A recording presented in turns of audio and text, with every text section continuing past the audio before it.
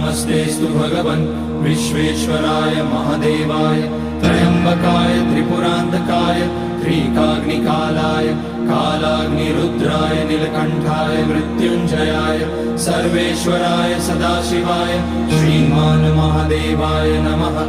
ॐ नमः शम्भवाय च मयोभवाय च नमः शङ्कराय च मयस्कराय च नमः शिवाय च शिवतराय च। ॐ त्र्यम्बकं यजामहे सुगन्धिं पुष्टिवर्धनम् उर्वारुकमिव बन्धनान् मृत्योर्मुक्ष्यमामृतात्।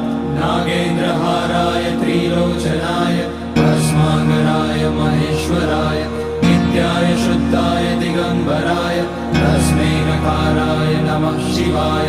मन्दाकिनी सलिलचन्दन चर्चिताय नन्दीश्वर प्रमथनाथ महेश्वराय